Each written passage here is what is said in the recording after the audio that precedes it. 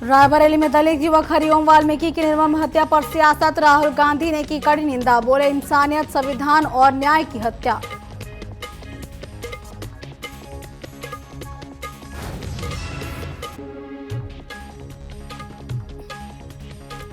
केदारनाथ बद्रीनाथ में सीजन की पहली बर्फबारी, हेमकुंड साहिब में 2-3 इंच स्नोफॉल, राजस्थान में तापमान 12 डिग्री सेल्सियस तक गिरा।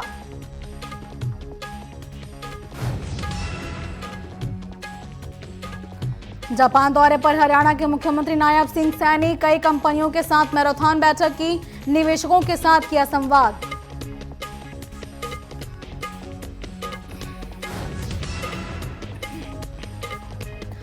छिंदवाड़ा कफ सिरप मामले में डिप्टी सीएम राजेंद्र शुक्ला ने की कड़ी निंदा, बड़ा बयान, सरकार बेहद सख्त, दोषियों पर बड़ी कार्रवाई।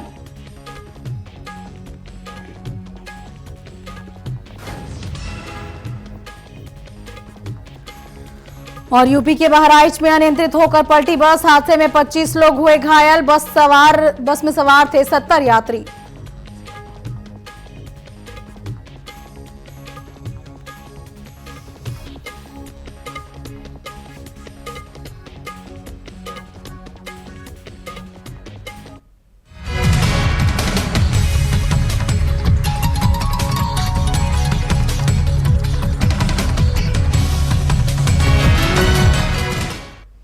नमस्कार, बहुत स्वागत है आपका न्यूज अपडेट में। मैं हूं आपके साथ कमलेश्वरी। बुलेटिन की शुरुआत करेंगे खबरों के साथ। और बहराइच जिले के नैनिहा जंगल में बड़ा सड़क हादसा हुआ है। बता दें कि यहां सवारियों से भरी एक प्राइवेट बस अनियंत्रित होकर खाई में पलट गई। बस में करीब 70 यात्री सवार थे, जिनमें से 25 लोग घायल हो गए। मिली जानकारी के अनुसार बस बरेली से मनोना धाम में श्रावस्ती लौट रही थी। साथ ही रास्ते में तेज रफ्तार के कारण चालक ने नियंत्रण खो दिया और बस सड़क किनारे खाई में पलट गई। हादसे के बाद ड्राइवर और कंडक्टर मौके से फरार हो गए। स्थानीय लोगों की मदद से घायलों को अस्पताल पहुंचाया गया, जहां सभी की मरहम पट्टी कराई गई।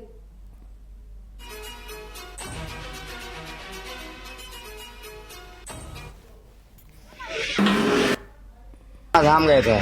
तो ये कैसे पेशेंट है ये बस अभी आ रही थी उधर से, तो ट्रक वाला कट मारा, बस में से 70 सवारी घायल। तो हमें चोट सबके गई थी, हाथ पे घायल हो गए, सर फुटा है, मरा नहीं कोई। अच्छा, सब लोग ठीक ठाक है? वो ठीक ठाक है। गोंडा बहराइच मार्ग के प्रयागपुर शिवदहा मोड़ पर बनी यह पुलिया हादसों को खुला न्योता दे रही है। करीब 1 साल पहले 25 करोड़ की लागत से बनी सड़क और पुलिया अधूरी छोड़ दी गई है। पुलिया के आसपास बड़े बड़े गड्ढे बन गए हैं, जिससे किसी भी वक्त बड़ा हादसा हो सकता है। स्थानीय लोगों का कहना है कि ठेकेदार निर्माण अधूरा छोड़कर भाग गया, जबकि प्रशासन पूरी तरह से उदासीन है। अब जब गन्ना सीजन शुरू होने वाला है, किसान इन्हीं रास्तों से ट्रॉलियों में गन्ना ले जाएंगे, जिससे दुर्घटनाओं की आशंका भी बढ़ गई है।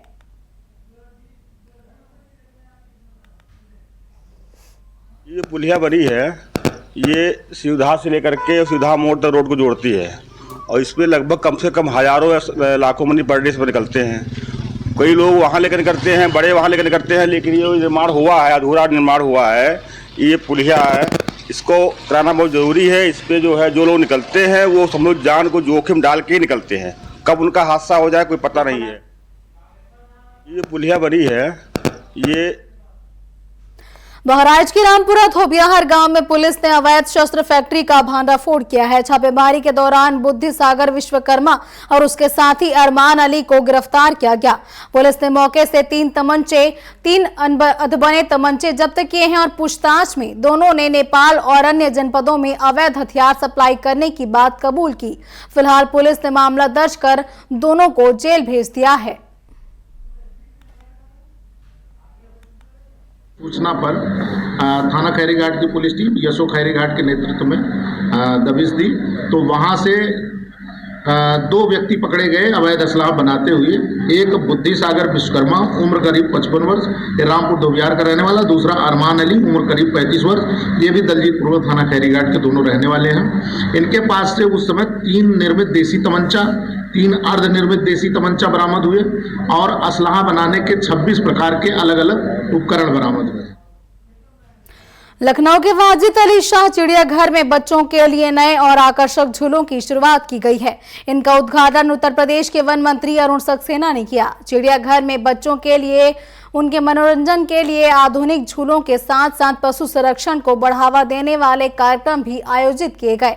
इस कार्यक्रम में चिड़ियाघर के जानवरों को एडॉप्ट करने वाले लोगों को सम्मानित किया गया। इस अवसर पर मुख्य सलाहकार अवनीश अवस्थी, प्रसिद्ध लोक गायिका मालिनी अवस्थी, इनके साथ ही कई वरिष्ठ अतिथि भी मौजूद रहे। वहीं बहराइच में भेड़िए के आतंक के सवाल पर मंत्री अरुण सक्सेना ने बताया कि विभाग की टीमें सक्रिय हैं और अनुमान है कि 2 से 3 भेड़िए हैं जिन्हें जल्द ही पकड़ लिया जाएगा।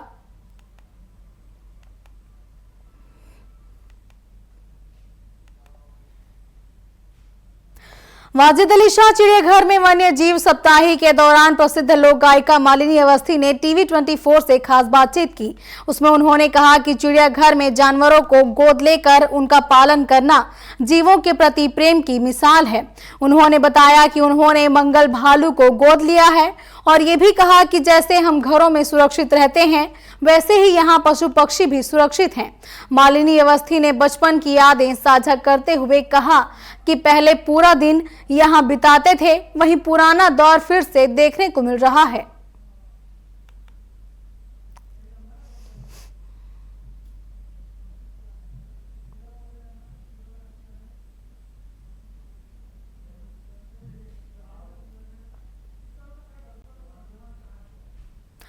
वाजिद अली शाह चिड़ियाघर में बच्चों के लिए नए झूले लगाए गए हैं, जिनका उद्घाटन उत्तर प्रदेश के वन मंत्री अरुण सक्सेना ने किया। कार्यक्रम में जानवरों को एडॉप्ट करने वाले लोगों को सम्मानित भी किया गया। मुख्य सलाहकार अवनीश अवस्थी की पत्नी और प्रसिद्ध लोक गायिका मालिनी अवस्थी सहित कई लोगों को सम्मानित किया गया।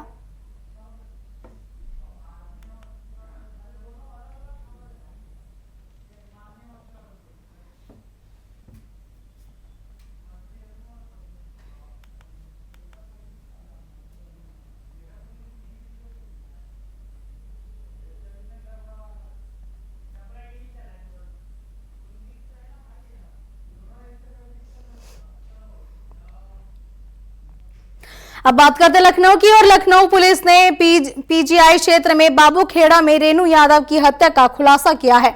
पुलिस ने कहा कि रेनू की हत्या उसके बेटे निखिल यादव ने की थी, जो बीए का छात्र है। ऑनलाइन गेमिंग और बेटिंग की लत में फंसे निखिल ने कर्ज चुकाने के लिए मां के जेवर चुराए और शक होने पर पेचकस और सिलेंडर से उसकी बेरहमी से हत्या कर दी। पुलिस ने आरोपी को गिरफ्तार कर हथियार और जेवर बरामद कर लिए हैं।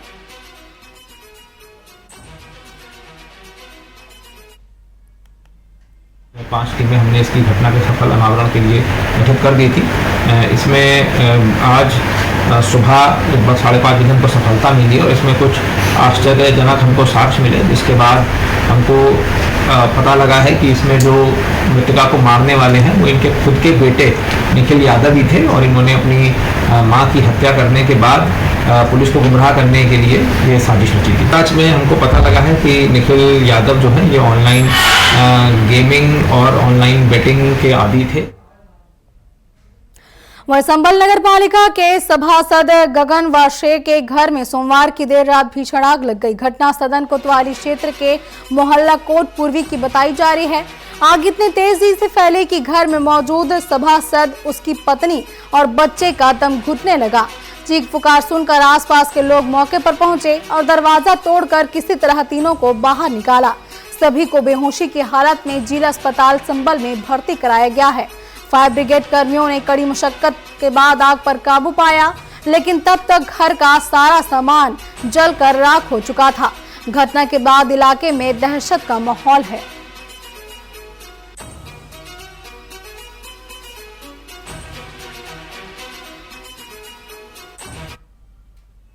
साहब इनके घर में आग लगी थी। कैसे आग लगी?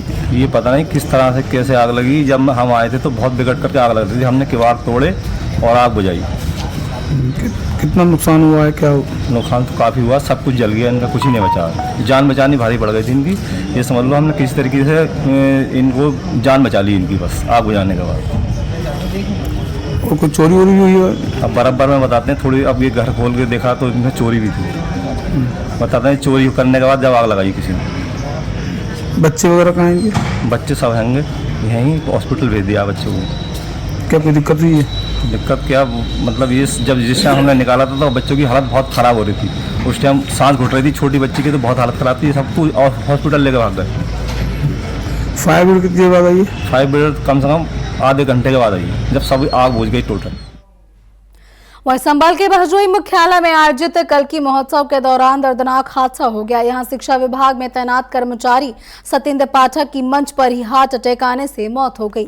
स्वास्थ्य विभाग की टीम ने मौके पर सीपीआर देकर बचाने की कोशिश की, लेकिन अस्पताल पहुंचाने पर डॉक्टरों ने उन्हें मृत घोषित कर दिया।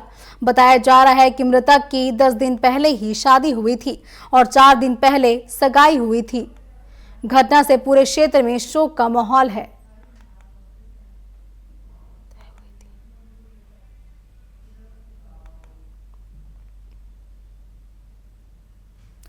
वाराणसी में वाल्मीकि जयंती की पूर्व संध्या पर मुख्यमंत्री योगी आदित्यनाथ ने स्वच्छता मित्रों का सम्मान किया। इस मौके पर उन्होंने सफाई कर्मियों को अंगवस्त्र, सेफ्टी किट और मिष्ठान प्रदान कर उनका मनोबल बढ़ाया।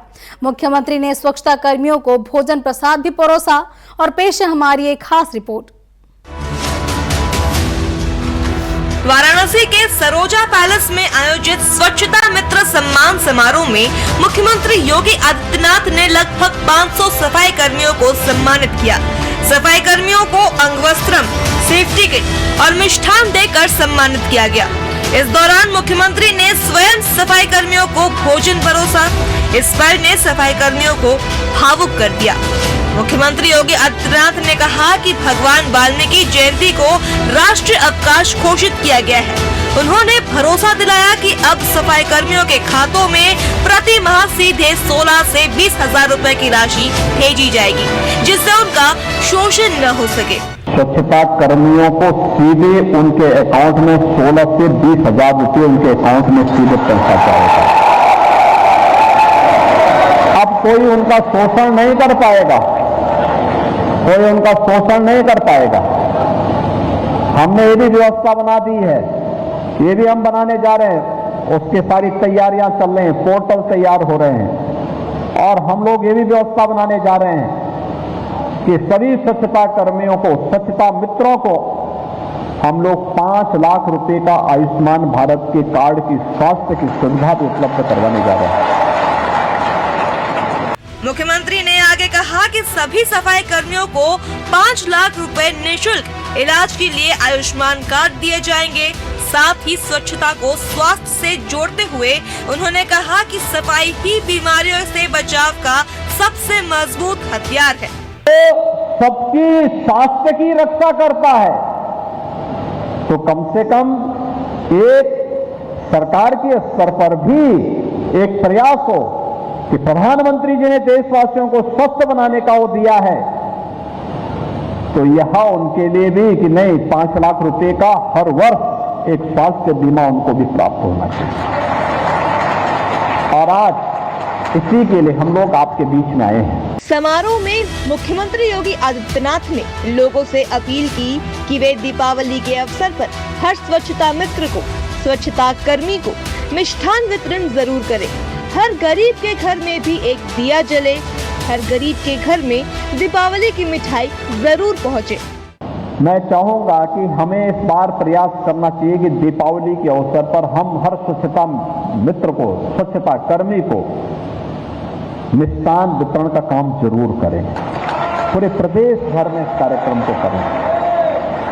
हर गरीब के घर में भी एक दिया जले,